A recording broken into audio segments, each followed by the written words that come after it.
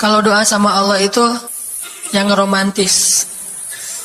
Bahasa Arabnya munajat. Curhat sama Allah. Dan doa itu ibadah, bukan sekedar permintaan, bukan cuma request, tapi ibadah. Jadi kalau orang rajin doa sama Allah itu akrab sama Allah. Dan kalau akrab jadi romantis sama Allah. Enak gitu, hubungannya dengan Allah tuh adem banget, nyaman banget. Pas dia berdoa, Ilahi, gini ngomong. Kayak Nabi Zakaria yang tadi di surat Maryam, pas sholat rakaat kedua. Apa kata Zakaria? Ini bentuk curhatnya Zakaria. Qala rabbi inni wahana al-'azmu minni washta'ala ar-ra'su shayba wa lam akun bidu'aika rabbi syaqiyya. Nabi Zakaria doa romantis, suaranya pelan. Wadhkur fil dzikru rahmati rabbika 'abdahu Zakaria idz nada rabbahu nidaan khafiyya. Nidaan khafiyya. Zakaria tuh kalau doa tuh lirih banget suaranya. Lembut banget. Jadi duduk sendiri, Ilahi ya Allah. Bersenandung seperti Nabi Daud. Romantis sama Allah, bukan ya Allah. Itu mah doa khusus untuk perang itu mah. Doain Palestina, doain Suriah itu harus tegas. Kayak Nabi kalau berdoa itu dengan menelunjuk. Kadang Nabi mengangkat tangan, kadang Nabi mengangkat kedua tangan sampai tinggi, kadang Nabi nggak mengangkat tangan, kadang Nabi memakai telunjuk. Semuanya itu sunnah. Dan kita saling debat masalah, oh nggak boleh angkat tangan. Kadang Nabi mengangkat tangan, kadang Nabi tidak mengangkat tangan, kadang Nabi malah menunjuk gini. Kalau urusannya bab perang, biasanya gini. Ya Allah, bukan nyuruh Allah ya. Beda kesannya nelunjuk Arab dengan nelunjuk Indonesia. Kalau Arab, ngapain lo nunjuk-nunjuk gue? Kan gitu ya. Kalau Allah mah nggak kayak gitu. Allah pakai bahasa Arab, jadi pakai filsafat Arab. Nelunjuk itu maknanya sangat berharap dan tegas gitu. Jadi kita doa pelan, ya ilahi, inni wahana al-'azmu minni washta'ala ar-ra'su shayba wa lam akun bidu'aika rabbi syaqiyya. Ya Allah, tulang saya udah lemah, rambut saya sudah beruban semuanya, tidak ada satu helai pun yang hitam. Tapi saya belum pernah berputus asa dari berdoa kepadamu ya Allah. Ini namanya curhat. Wa inni khiftul mawaliya min warai. Ya Allah, saya takut banget kalau saya meninggal tidak ada yang meneruskan dakwah saya, sedangkan Bani Israel itu mudah tergelincir. Fahabli min ladunka waliya. Ya Allah, beri saya seorang anak. Walaupun istri saya sudah mandul, tapi saya terus berharap kepadamu ya Allah. Ya Allah, please gitu. Waj'alhu rabbi radiyya. Ya Allah, jadikan anak itu yang sangat engkau ridhai. Minta Nabi Zakaria ke Allah. Tiba-tiba dapat kejutan. Ya Zakaria, inna nubashshiruka bi ghulam.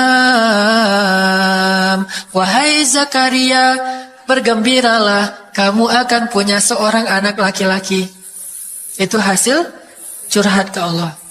Langsung Allah kasih nama. Ismuhu Yahya, lam naj'al lahu min qablu samiyya. Namanya Yahya, kata Allah. Jangan cari lagi di Google. Udah ada namanya tuh, nggak perlu lagi nyari di googling gitu. Nama yang bagus apa gitu kan ya. Ismuhu Yahya, itu sebaik-baik nama. Namanya datang dari langit. Ismuhu Yahya, lam naj'al lahu min qablu samiyya. Belum pernah ada anak sesoleh dia di muka bumi. Wah, ini first nih, anak paling soleh. Terus apalagi sifatnya? Wa barram biwalidayhi. Anaknya sangat berbakti kepada orang tua. Allah kasih spesifikasi anak yang Allah pengen ngasih ke Zakaria. Itu luar biasa sifat-sifatnya. Wa barram biwalidayhi. Gak pernah nyakitin orang tua. Walam yakun jabbaran 'asiyya. Gak pernah berlaku kasar, tidak pernah bermaksiat, gak pernah berdosa tuh Yahya. Wassalam, Allah menjaga dia. Wa salamun alaihi yauma wulida. Allah jaga dia ketika dia lahir. Wa yauma yamutu, ketika dia wafat. Wa yauma yub'atsu hayya, ketika dia dibangkitkan. Wah, ini dijamin dunia akhirat sama Allah. Hasil munajat. Allah kasih kejutan yang paling istimewa. Makanya bermunajatlah kepada Allah. Biasakan kita tuh komunikasi sama Allah dengan manja. Ya Allah, mudah-mudahan saya bisa jawab ujiannya. Udah belajar sih ya Allah, cuma nggak tahu kan semuanya di tanganmu. Minta ke Allah. Bismillahirrahmanirrahim. Makan ya Allah, ini rezeki darimu. Makasih ya, makan. Kalau bahasa lainnya makasih, alhamdulillah. Alhamdulillahilladzi at'amani hadza wa razaqanihi min ghairi haulin minni wala quwwah. Bismillah ya Allah, Masya Allah ini rezeki darimu. Udah selesai makan? Udah apa? Alhamdulillah. Allah baik banget. Ngomong sama Allah, sering-sering komunikasi sama Allah. Dan Allah itu wa huwa ma'akum aina ma kuntum. Dia bersama kalian dimanapun kalian berada. Itu artinya Allah melihat, Allah mendengar, Allah menyaksikan, Allah mencatat, Allah maha menilai bersama kita. Sehingga nggak usah khawatir bahwa ini mah nggak di masjid, nggak apa-apa. Selama bukan di tempat yang najis, seperti di kamar mandi atau di mana yang tempat-tempat yang nggak boleh, kita itu mah nggak. Tapi yang di tempat yang umum, di pasar, di jalan, lagi di kendaraan, di dalam masjid, di luar masjid, Allah, Ilahi, Rabbi. Kalau perlu lebih lebih manja lagi, pakai irama dikit, Allah, gitu. Kayak orang manggil temennya gitu. Atau kita miss call Allah dulu, ya Allah. Udah nggak ngomong apa-apa. Itu miss call. Miss call Allah. Ngapain miss call? Caper, kangen sama Allah. Allah gitu lagi. Itu zikir kan? Allah, kata Allah, ada apa hambaku? Allah lagi terus saja Allah di miss call berkali-kali. Pas Allah buka, wah 100 miss call. Allah 100 kali zikir. Udah 100 kali miss call, Allah yang telepon balik. Ada apa hambaku? Wah, ditelepon sama Allah. Lewat kejadian-kejadian hidup. Tiba-tiba ada kejutan dari Allah. Langsung bilang sama Allah, thanks Allah. Kan romantis tuh sama Allah. Jangan cuma sama cewek doang bilang thanks. Segala macam bahasa-bahasa yang keren. Sama Allah juga harus keren. Tapi setelah thanks, alhamdulillah. Karena itu yang paling baik. Intinya harus percaya sama Allah. Allah tuh senang banget kita berdoa kepadanya gitu. Allah tuh senang. Terus makna percaya sama Allah juga, kita percaya bahwa Allah itu nggak akan ngecewain orang yang berdoa. Ujibu da'watad da'i idza da'an. Aku pasti mengijabah doa hamba-hamba yang berdoa kepadaku. Nggak usah khawatir, pasti diijabah. Tapi kok masih belum aja Ustaz? Nah, kita harus belajar apa itu makna diijabah. Jangan-jangan Allah udah mengijabah, kita nggak ngerti. Kayak ada analogi tentang orang yang tenggelam, terus dia meninggal sambil menuduh Allah, Allah kok nggak nolong saya? Bukankah aku sudah mengirim pelampung? Jadi pelampung itu cara Allah menolong kita. Kita berharap ditolongnya tiba-tiba selamat aja di pantai. Nggak kayak gitu. Allah punya cara. Sehingga kita harus belajar memahami maksud Allah. Allah maksudnya apa? Di antara cara Allah mengijabah, kata para ulama, satu, Allah mengijabah persis seperti yang kita minta. Dua, Allah mengijabah yang lebih baik dari yang kita minta. Yang ketiga, Allah kalau nggak ngasih persis, ngasih yang lebih baik, dikasih di akhirat. Bahkan itu lebih keren daripada di dunia. Kok di akhirat sih? Ntar dulu. Akhirat itu jaraknya nggak jauh dengan kita. Cuma 60 tahun.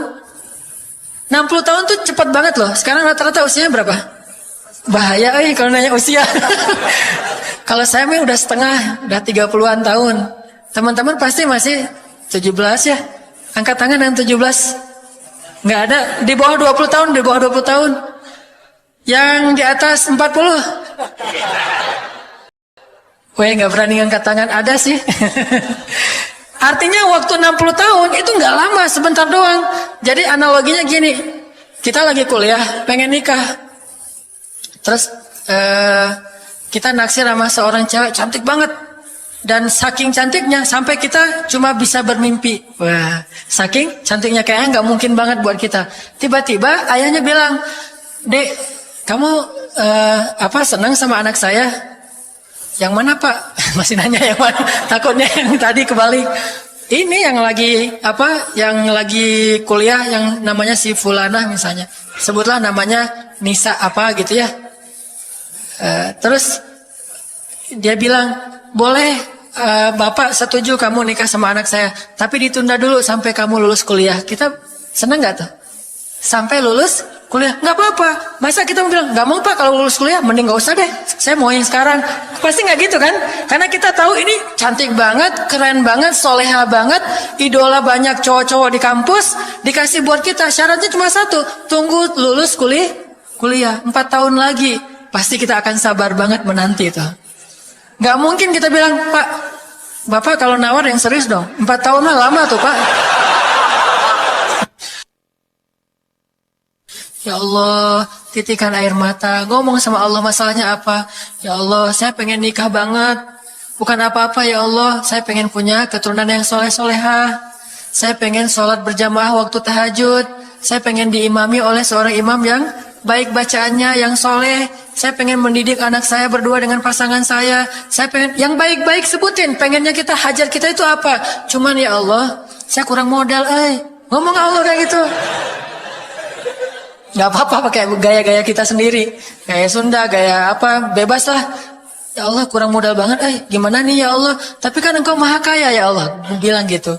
Dan Allah akan mengatakan, lihat hambaku memujiku. Kan kayak kita bilang, Alhamdulillahirabbil alamin. Allah bilang, hambaku memujiku. Ar-Rahmanir-Rahim. Hambaku mengagungkanku. Maliki yaumiddin. Hambaku gimana sih hadisnya tuh? Kan gitu kan ya. Allah merespon setiap ucapan hambanya. Jadi kita bilang, tapi kan Engkau maha kaya ya Allah. Oh iya benar.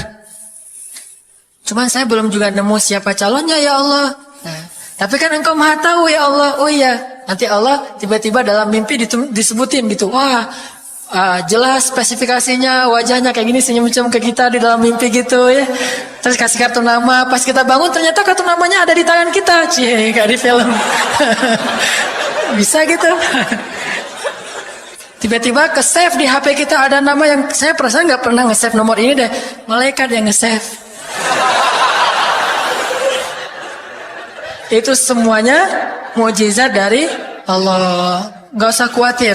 Allah punya cara. Tadi mah walaupun harai, tapi sebetulnya pesannya adalah Allah itu punya banyak cara untuk menolong hambanya. Tidak usah kita atur gimana caranya.